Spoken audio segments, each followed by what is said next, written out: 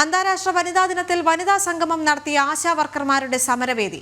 സമരം ആരംഭിച്ച് 27 ദിവസം പിന്നിടും പോലും സർക്കാർ ചർച്ചയ്ക്ക് തയ്യാറാകുന്നില്ല. ആവശ്യങ്ങൾ സർക്കാർ അംഗീകരിക്കുന്നതുവരെ സമരവുമായി മുന്നോട്ടെന്ന് ആശാ വർക്കർമാർ പ്രഖ്യാപിച്ചു കഴിഞ്ഞു.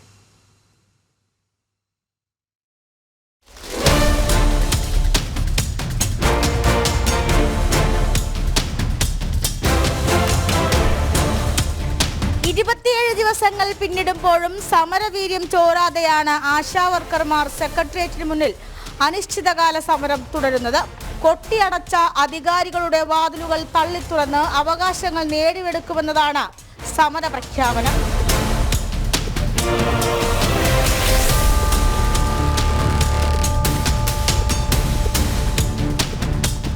അന്താരാഷ്ട്ര വനിതാ ദിനമായ ഇന്ന് കേരളത്തിലെ എല്ലാ ജില്ലകളിലുമുള്ള ആശാ പ്രതിനിധികൾ തിരുവനന്തപുരത്ത് സംഗമിച്ചു. സാമൂഹ്യ, രാഷ്ട്രീയ, കലാമേഖലകളിൽ നിന്നുള്ള വിവിധ സംഘടനകളും വനിതാ സംഗമത്തിന്റെ ഭാഗമായി.